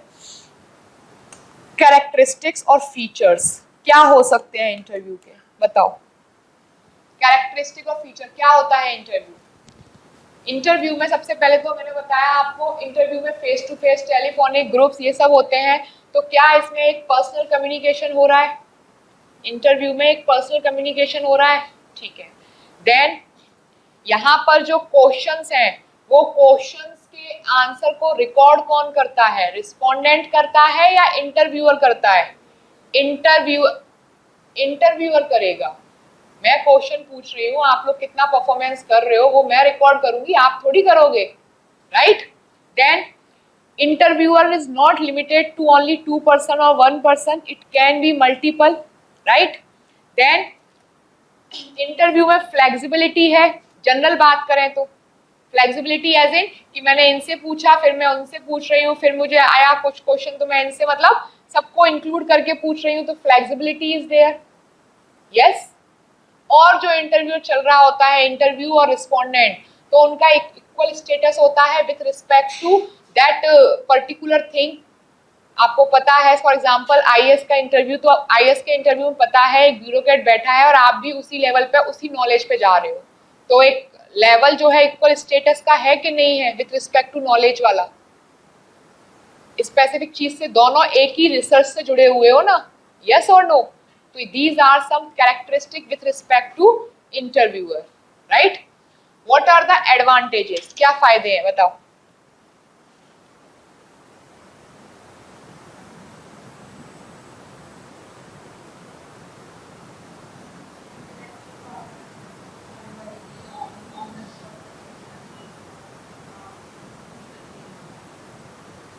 ठीक है, क्या हम ये कह सकते हैं कि इंटरव्यू में जो क्वेश्चंस पूछे जा रहे हैं इंटरव्यू में, दैट कैन बी स्पॉन्टेनियसली? हम जनरल बात कर रहे हैं, स्ट्रक्चर अनस्ट्रक्चर को कंबाइन करके। तो इंटरव्यू में क्वेश्चन जो पूछे जाते हैं, आप सिंपल सिचुएशन को देखो, आप इंटरव्यू दे रहे हो, तो इंटरव्यू दे रहे होते हो तो क्वेश्चन उसमें स्पॉन्टेनियस होते हैं कि नहीं होते हैं? Simple real life example data collect करने का, right? The collection of the data जो आ रहा है, that can be comparatively that can be the comparison can be possible with respect to collection of the data। मैंने आप सबका interview लिया, अब मुझे आप में से कोई भी 3 कैंडिडेट सिलेक्ट करने हैं, मैं आपस में आप लोगों का डेटा कलेक्ट कंपैरिजन करूंगी और जो मुझे सही लगेगा उसको मैं चूज कर लूंगी। यस, तो डेटा का कंपैरिजन इजी हो जाता है, और ये करता कौन है? इंटरव्यूअर करेगा, राइट? और इंटरव्यूअर में एक चीज क्या होगी, प्रिसाइज ऑफ द टॉपिक और द रिसर्च फिक्स्ड होगा कि इसी बारे में बात, इतने लोग इस टॉपिक से जुड़े हुए हैं, इसी बारे में बात चल रही है। What are the disadvantages?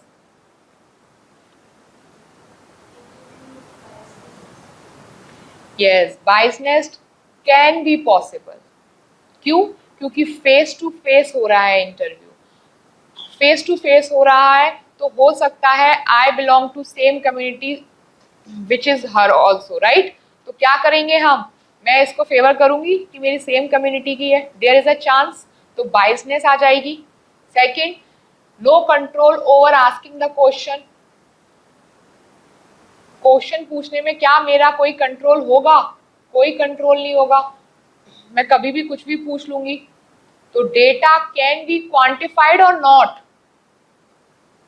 Data क्या होगा, क्वांटिफाइड होगा कि नहीं होगा, ये बताओ।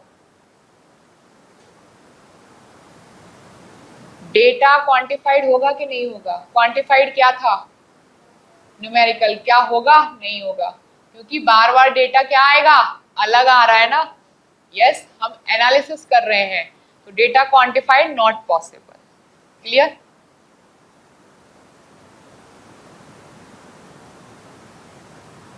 इज इट क्लियर यहाँ तक? So it is interviewer, characteristic of interviewer, then advantages and disadvantage, specific था स्ट्रक्चर एंड स्ट्रक्चर के, उसके बाद जनरल एडवांटेज एंड डिसएडवांटेज और limitations with respect to interviewer. Clear? हमने इतनी सारी थ्योरी पढ़ी, उसमें हमने एडवांटेज डिसएडवांटेज इंटरव्यूअर, जरा ये बताओ इंटरव्यूअर को हमने किस थ्योरी में यूज किया था, बताओ एग्जाम्पल बताओ। इंटरव्यूअर बायसनेस हमने यूज किया था,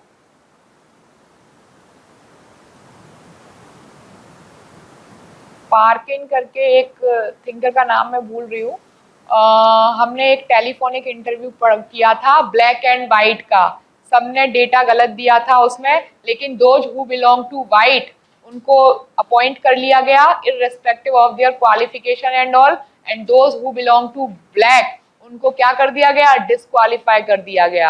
यस, ऑन तो डिफरेंस किसके बेसिस पे था, रेसेस के बेसिस पे। तो biasness is there with respect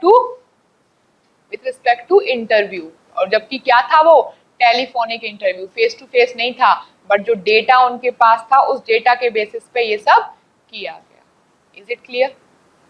relate कर पा रहे हो चीजों को? ठीक। Next is observation.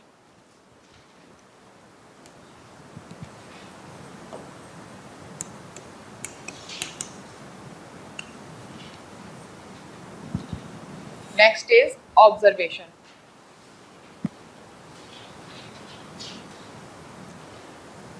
Observation is a phenomena which is present and can be understood by the eyes.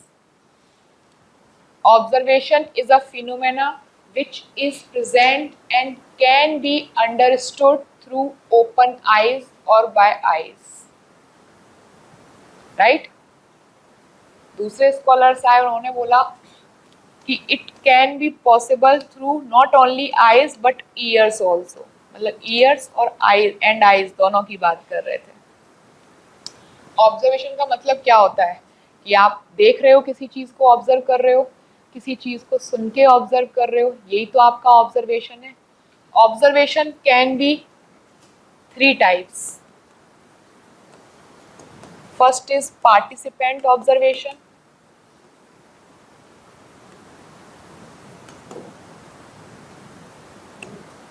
second non-participant observation,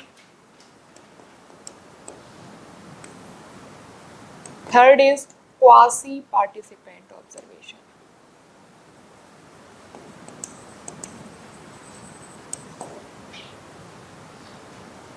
Participant observation, non-participant observation, quasi-participant observation.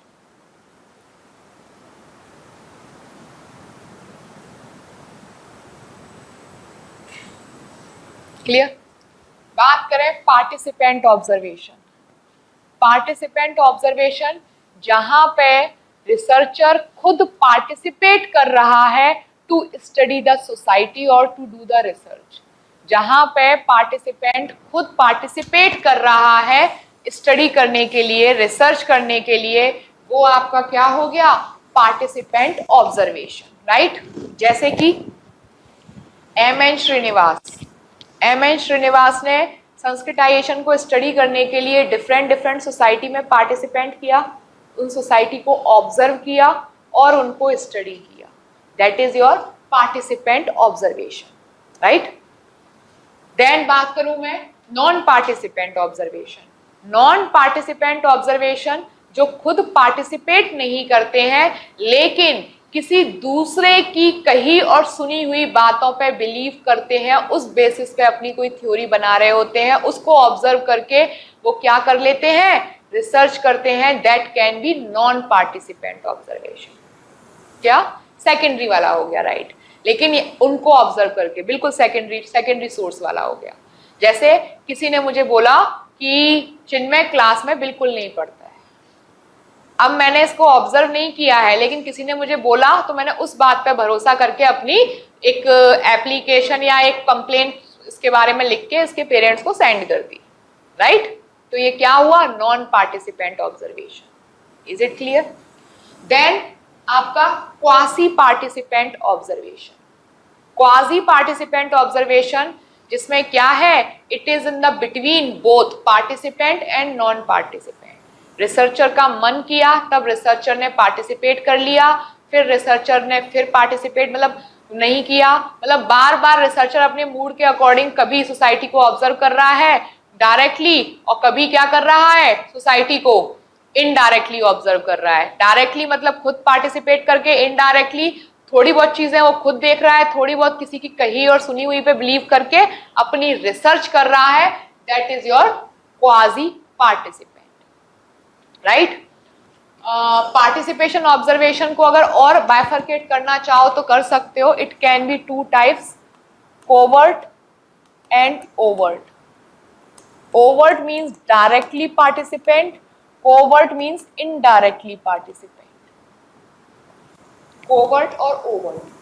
Covert means direct कहते हैं ना कोवर्ट ऑपरेशन, कि आप participate कर रहे हो लेकिन पता नहीं है, that is your covert participant. और ओवर्ट पार्टिसिपेंट जब आप डायरेक्टली पार्टिसिपेट कर रहे हो। तो ऑब्जर्वेशन क्या हो गया? किसी भी चीज को ऑब्जर्व करना, ऑब्जर्व करके इंटरव्यूअर क्या कर रहा है? Researcher observe the particular situation और उसके बाद उस पर रिसर्च कर रहा है। That is your observation. There are 3 types of observation: participant observation, non participant observation and quasi participant observation. Now what are the advantages and disadvantages of the participant observation? The advantage सबसे पहले कि ये subjective आपको data देगा, analysis करेगा, subjective, objectivity नहीं होगी। क्यों? क्योंकि वो पार्टिसिपेंट कर रहा है तो अपने एक्सपीरियंस को बता रहा है ना, राइट?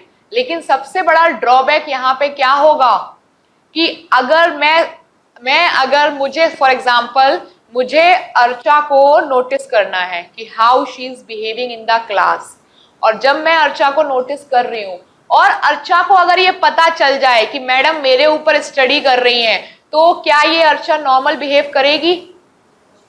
देखो खुद ही बोल रही है, तो उसका बिहेवियर चेंज हो जाएगा।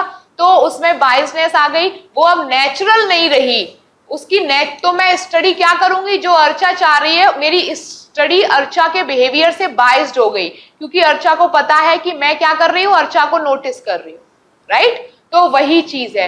तो पार्टिसिपेंट का सबसे बड़ा ड्रॉबैक ये है कि if the respondent are aware about the researcher thesis और रिसर्चर उसको ऑब्जर्व कर रहा है, रिसर्चर ऑब्जर्वेशन, सो अगेन क्या हो जाएगा, उसका पार्टिसिपेंट ऑब्जर्वेशन की थीसिस और रिसर्च बाइज्ड हो जाएगी from the respondent perspective.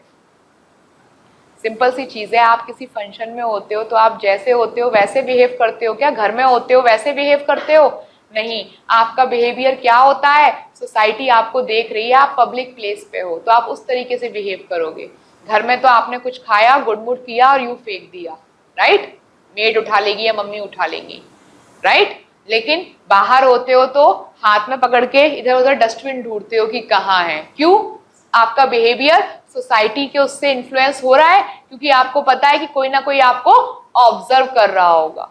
Yes, तो पार्टिसिपेंट ऑब्जर्वेशन सबसे बड़ा ड्रॉबैक। क्लियर? देन बात करूं नॉन पार्टिसिपेंट ऑब्जर्वेशन।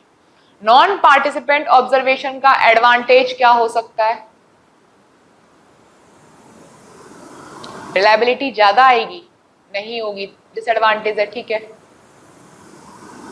अच्छा, मुझे जनरल बताओ अब ऑब्जर्वेशन के एडवांटेजेस और डिसएडवांटेजेस बताओ। सबसे पहले ऑब्जर्वेशन के एडवांटेजेस। रिलायबिलिटी आ सकती है क्योंकि हर कोई अपने एक्सपीरियंस से बता रहा होगा। आएगी या नहीं आएगी? नहीं आएगी, सब्जेक्टिविटी हो जाएगी। एग्जैक्टली, क्योंकि सबका अपना अपना व्यू पॉइंट, एक्सपीरियंस, हर किसी का एक्सपीरियंस। अब सिंपल सा एग्जांपल है, सोशियोलॉजी की क्लास का हमारा ऑब्जर्वेशन चल रहा है, सबका एक्सपीरियंस अलग अलग होगा कि नहीं होगा, राइट। कोई मैडम को 5 स्टार दे रहा होगा, कोई 3 स्टार, कोई 2 स्टार। मैं चॉकलेट की बात नहीं कर रही हूँ, है ना। होगा कि नहीं होगा ये डिफरेंस। तो क्या इसमें सबका ओपिनियन, व्यू पॉइंट अलग है? ठीक है, तो सब अपने एक्सपीरियंस से बात करेंगे, तो सब्जेक्टिविटी ज्यादा होगी, डायमेंशन ऑफ अंडरस्टैंडिंग ज्यादा होगी, राइट। ठीक है। निगेटिव क्या होगा ऑब्जर्वेशन का? Biasness should be there, biasness with respect to respondent as well as with respect to researcher also. क्योंकि जब मैं रिसर्च कर रही हूं तो मेरे दिमाग में कुछ व्यू पॉइंट्स हैं, मैं उनके प्रति बाइज्ड हो जाऊंगी और उन्हीं चीजों को देखने की कोशिश करूंगी जिस तरफ मेरा ध्यान ज्यादा है, जिस तरफ मेरा झुकाव है। Yes, for example I M researching about the patriarchy, कि भाई वुमेन की सिचुएशन क्या है, बहुत खराब है, राइट। जब वुमेन की सिचुएशन खराब है, पैट्रियार्की है, मेल बहुत डोमिनेट कर रहे हैं, तो मैं मेल की अच्छाइयों को देखूंगी क्या?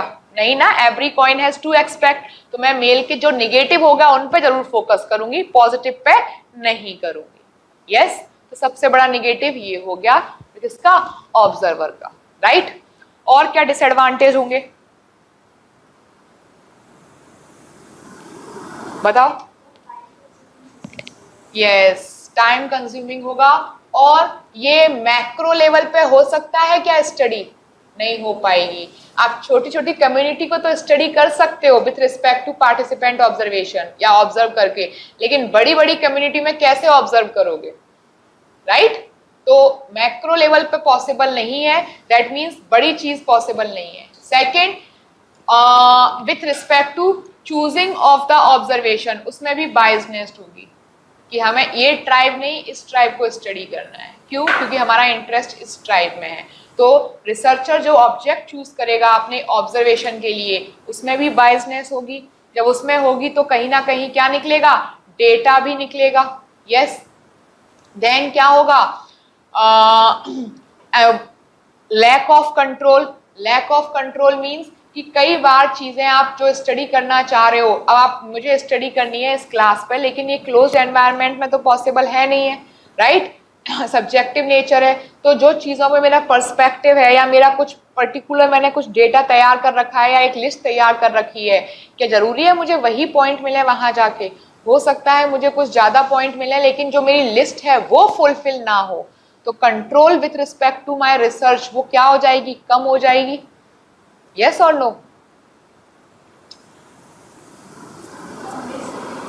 हाँ, मिस इंटरप्रिटेशन भी हो सकता है। मिस इंटरप्रिटेशन एज इन, जैसे हमने डरखाइम में अरुणता ट्राइब पढ़ा, वो क्या कह रहे थे, मेलिनोस्की की ट्राइब भी थी, हमने होपी ट्राइब, होपी आइलैंड, राइट, ये सब क्या था कि पीपल आपस में मिल रहे हैं तो दे फील वेरी हैप्पी, और उसको वो किससे रिलेट कर रहे हैं, नेचुरल सुपर नेचुरल पावर, जबकि वो क्या था, वो सॉलिडरिटी थी कि इतने टाइम से अलग है, आपस में मिल रहे हैं तो एक क्लोज सॉलिडरिटी इज देयर, तो उनको वो चीज अच्छी लग रही है, बट उसको वो किस चीज से रिलेट कर रहे थे, सुपर नेचुरल, तो मिस इंटरप्रिटेशन, राइट। कई जगहों पर there is a tribe, Chhattisgarh की एक ट्राइब है जहां पर लिव इन रिलेशनशिप बहुत सालों से चला आ रहा है, बहुत सालों से, एंड हमारे मॉडर्न सोसाइटी में आज भी एक्सेप्टेंस नहीं है। हाँ, राइट, तो उन चीजों में क्या है, उन चीजों में वो बहुत पुराने हैं, तो हमारा पर्सपेक्टिव उन चीजों को देखने का ऑर्थोडॉक्स होगा, बट देखा जाए तो ट्राइबल्स क्या है, हमसे मॉडर्न है। जैसे कि उन्होंने कहा था, जीएस गुरे ने बोला था, tribals are nothing but backward Hindus, वो हिंदू ही है लेकिन वो पिछड़े हुए हिंदू हैं, लेकिन उनका कल्चर, अगर इस पर्सपेक्टिव को देखें अपन लिव इन रिलेशनशिप वाले को, तो they are more modern than us. तो हिंदू बैकवर्ड कहाँ हुए, कायदे से वो तो और सुपर हुए, हिंदू मॉडर्न हिंदू हुए, लेकिन देखने का पर्सपेक्टिव कहीं ना कहीं बाय रिसर्च को चेंज कर रहा है। यस, देन बात करूं मैं आपसे,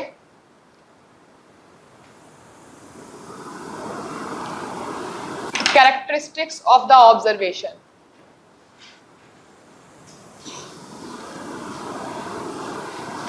कैरेक्टरिस्टिक्स ऑफ द ऑब्जर्वेशन, तो ऑब्जर्वेशन कैन बी डायरेक्ट और इनडायरेक्ट, राइट। ऑब्जर्वेशन ज्यादातर किसमें होगा, क्लोज्ड एनवायरनमेंट में होगा क्या, नहीं, तो ये किसमें होगा, नेचुरल एनवायरनमेंट में, तो नेचुरल एनवायरनमेंट की वजह से क्या होगा, field observation can be possible, right.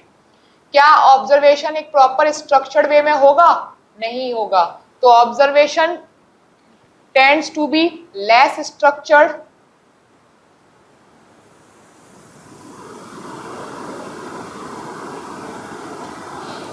और ये क्या आपको डेटा दे रहा है, क्वांटिटेटिव देगा कि क्वालिटेटिव देगा, क्वालिटेटिव देगा, तो it makes only the qualitative study, that is phenomenologist, interpretative, yes, ethnomethodology, यही सब तो है। That means major focus should be on non-positivist approach, right? So it is more usable or important to study culture को study करने के लिए ये better है, फैमिली को स्टडी करने के लिए बेटर है, रिलेशनशिप को स्टडी करने के लिए बेटर है, सोसाइटी को स्टडी करने के लिए बेटर मेथड है, यस, मैरिज को स्टडी करने के लिए बेटर मेथड है, yes or no? So this observation method is useful to study culture, religion, society, relationship, family, marriages, etc.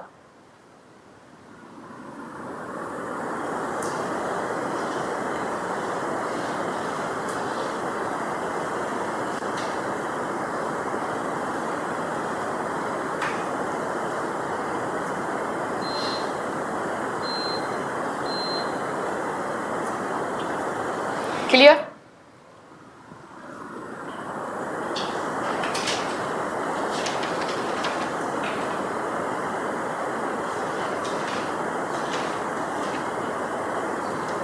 Next is case study.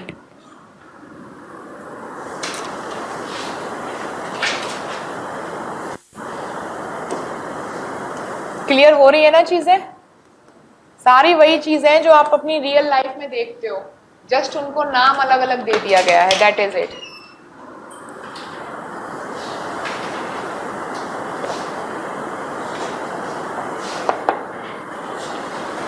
Case study क्या होता है, case study means a study of the case,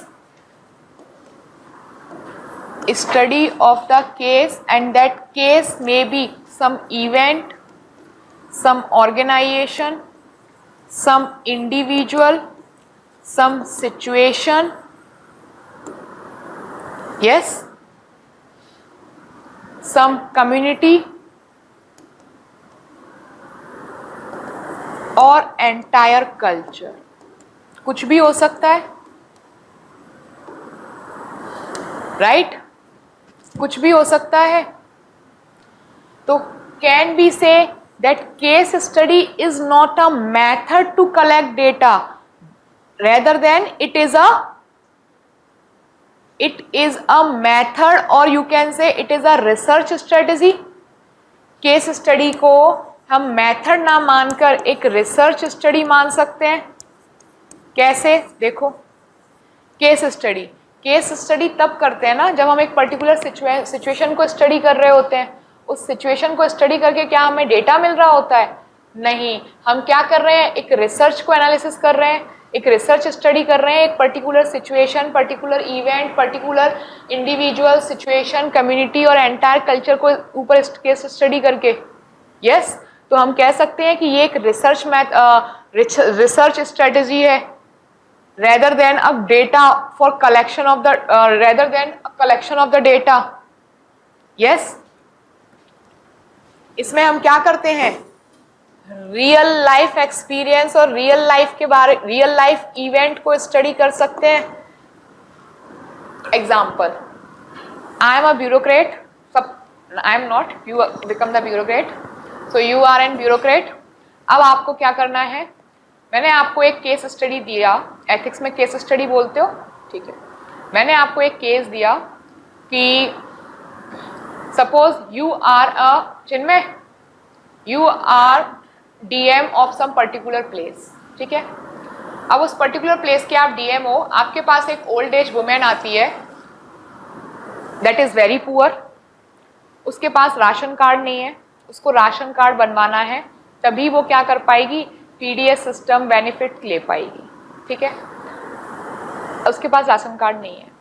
आप उसको बोलते हो अपने उसको staff को कि मैडम का राशन कार्ड बना दो, लेकिन उनके पास डॉक्यूमेंट नहीं है.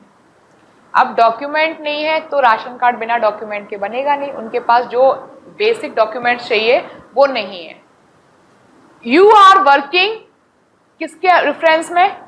With rules and regulation. आप उनके साथ कंप्रोमाइज नहीं कर सकते. ब्यूरोक्रेसी क्या है? अ फिक्स्ड रूल बुक, वो फॉलो करनी है. उसमें लिखा है कि राशन कार्ड तभी बनेगा जब कम से कम बर्थ सर्टिफिकेट या एड्रेस प्रूफ या कुछ तो हो. उसके पास कुछ भी नहीं है. How you will find the solution? क्या करोगे आप उसकी जगह? बताओ. This is the case study. कुछ अगर आप उसकी हेल्प करते हो तो आप अपनी ब्यूरोक्रेसी में क्या कर रहे हो? लूप होल्स क्रिएट कर रहे हो, राइट? अपनी ड्यूटी फुलफिल नहीं कर रहे हो अच्छे से. रूल बुक को मानना is your first priority, first duty. और अगर आप उसकी हेल्प नहीं कर रहे हो तो आप जो बात की थी एथिक्स, मोरल, एम्पैथी और सिंपैथी, उसके साथ कंप्रोमाइज कर रहे हो. आपकी क्या है? आपका major motto to help poorest to the poor, और आप उसकी हेल्प नहीं कर रहे हो. You are in such position कि आप उसकी हेल्प कर सकते हो. So in that situation what you will do? That become whole situation become a case study. Yes और no? Now think what you will do. Contact senior से. Senior आपको, decision आपका, यू आर द डीएम. आप किससे पूछोगे? क्या? से it again. Ration card बनवा दोगे, डॉक्यूमेंट्स तो है ही नहीं, कैसे बनवाओगे? Maybe she may be fake. उनके पास कोई आईडी. मैंने सिचुएशन पहली कंडीशन ही लगा दी कि कोई भी किसी भी तरीके का डॉक्यूमेंट उनके पास नहीं है. Now what you will do? अपनी तरफ से क्या दे दूंगा? अपने पैसे लगा के उसको आधार कार्ड वो बनवा दोगे, राशन कार्ड. राशन दे सकते हो, लाइफ टाइम तक दे दोगे, तो फिर जितना हो सकता है उतना दोगे. Okay, any other?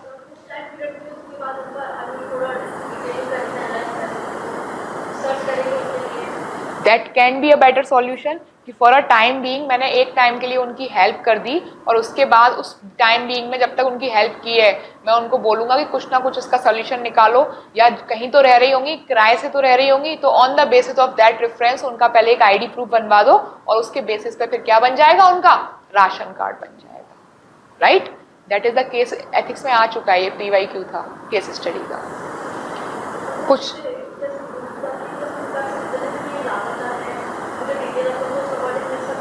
नहीं डिटेल उस अकॉर्डिंग जरूरी नहीं है कि हर जगह से मिल जाए, बट कहीं ना कहीं तो रह रहे होंगे तो उस ऑप्शन में बेटर होता है।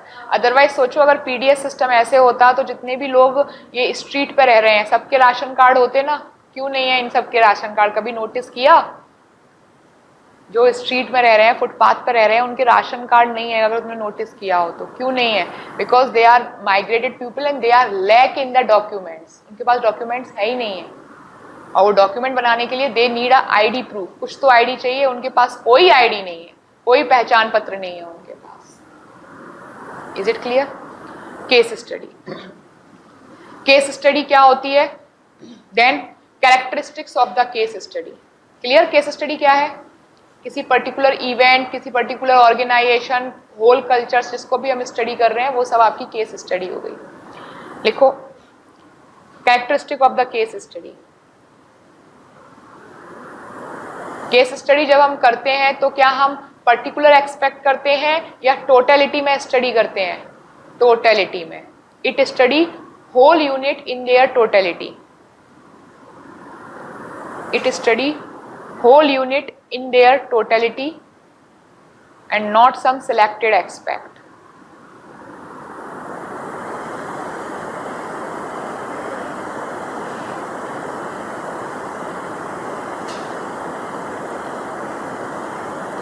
It perceive the respondent as a knowledgeable person. अब मुझे लगा कि आप DM हो तभी तो मैंने आपको ये स्टडी करने को दी, वरना मैं क्यों देती? जिनमें क्यों देती मैं आपको? तो it perceive the respondent as a knowledgeable person, not just a source of data. जब आप केस स्टडी करते हो तो सारे चेक्स एंड बैलेंसेस देखते हो कि नहीं? क्या एक ही मेथड से केस स्टडी करते हो? बहुत सारी चीजें करते हो। That means you use several method for the collection of data to avoid error and distortion. Yes और नो? बहुत सारे मेथड यूज करते हो ना। क्यों आपने तुरंत डिसीजन नहीं लिया कि मैडम मैं अपनी सैलरी से दे दूंगा या मैं राशन कार्ड बनवा दूंगा कह के? नहीं ना, आप चेक्स एंड बैलेंसेस प्रॉपर करना चाहते हो, एरर हटाना चाहते हो, क्योंकि ये सिचुएशन फ्यूचर में भी रिपीट भी तो हो सकती है किसी और के साथ, राइट? और केस स्टडीज क्या हम हर किसी की करते हैं? केस स्टडीज में हम टिपिकल केसेस की केस स्टडी करते हैं। कुछ स्पेसिफिक केसेस होते हैं उनके बारे में हमें एक्स्ट्रा एफर्ट, एक्स्ट्रा उसकी ज़रूरत होती है, तो हम उसकी केस स्टडी करते हैं। और केसेस स्टडीज़ के लिए डेटा कहाँ से मिलेगा? वही primary source, secondary source. Methods कौन से होंगे? इंटरव्यूअर भी हो सकते हैं, ऑब्जर्वेशन भी हो सकते हैं, क्वेश्चनेयर भी हो सकते हैं, राइट? एडवांटेज क्या है केस स्टडी का? In depth analysis. Yes, in depth analysis होगा। Flexibility with respect to using methods for collecting data. Flexibility है, yes.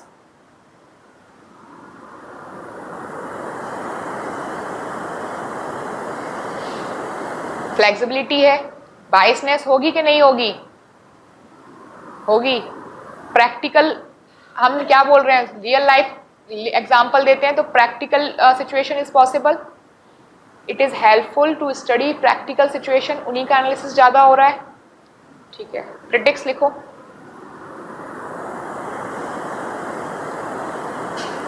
Subjectivity is there, so biasness should be there. Biasness होगी।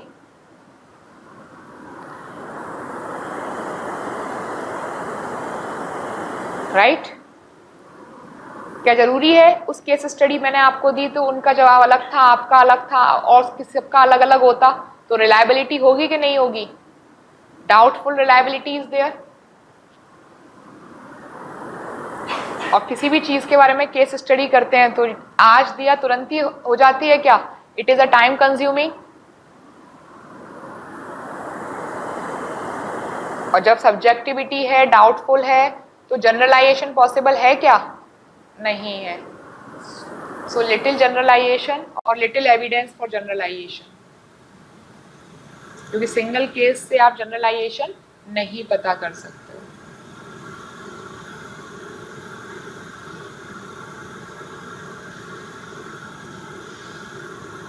Clear?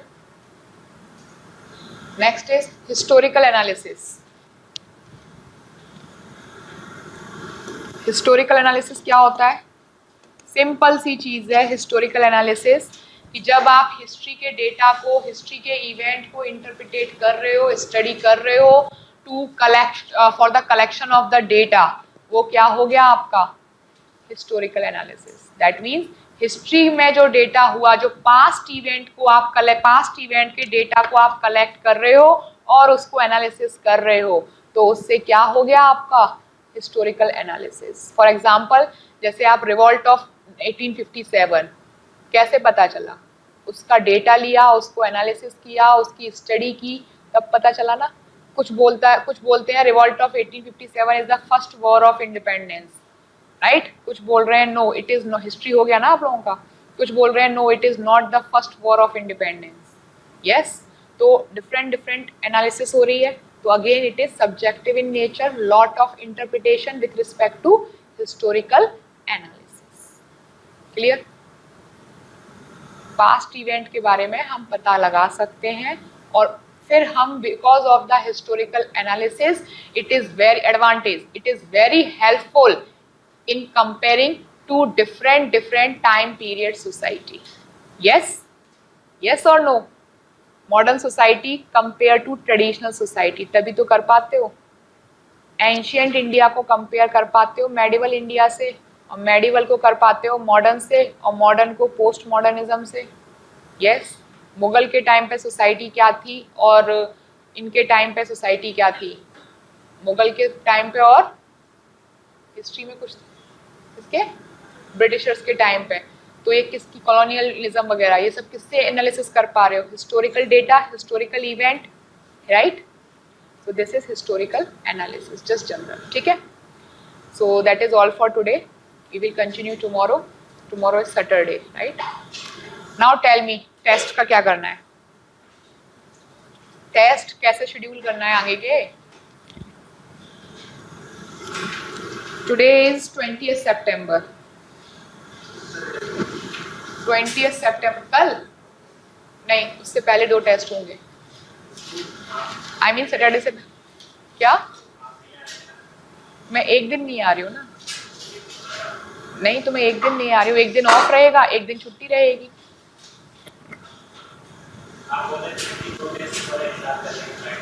नहीं, एक एक करके ले रही हूँ, बर्डन आप पे भी नहीं डाल रही हूँ। टेस्ट का मतलब ये नहीं है कि मैं फॉर्मेलिटी कर रही हूँ। फॉर्मेलिटी करनी होती तो 1 वीक की छुट्टी है, 1 वीक में रेगुलर 6 टेस्ट और काम खत्म, राइट? टेस्ट देने हैं, तो टेस्ट अपने कौन कौन से बचे हैं पहले तो बताओ। यूनिट 6,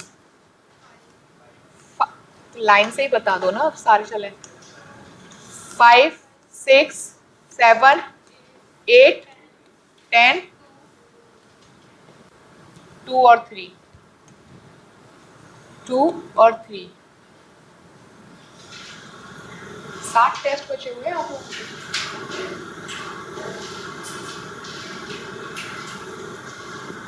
कोई बात नहीं, पहले अभी एक डिसाइड करते हैं। यूनिट 5 का टेस्ट है पहले। क्या 5 और 6 का एक साथ ले लूं? क्योंकि 6 यूनिट बहुत छोटी है ना? 5 और 6 का एक साथ ले लेती हूँ, नॉट सैटरडे। टेस्ट यूनिट 5 और 6 का एक साथ ले रही हूँ। 26 को क्या डेट है, क्या वीक वो है डे? थर्सडे।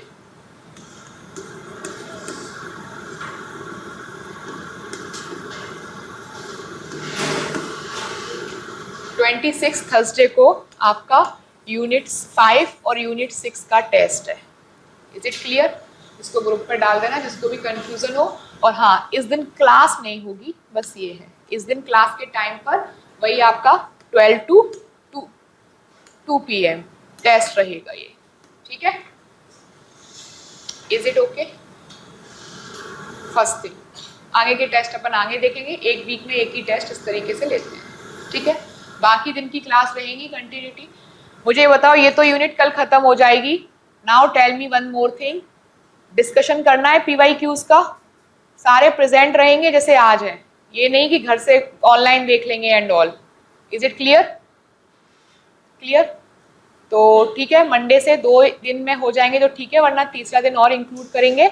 PYQs अपन सारे डिस्कस करेंगे। थिंकर्स के तो हो चुके हैं सारे, 5th यूनिट 6th यूनिट इनके डिस्कस करेंगे, जिससे आपको आगे के टेस्ट लिखने में भी हेल्पफुल रहेगा। ठीक है, थैंक यू।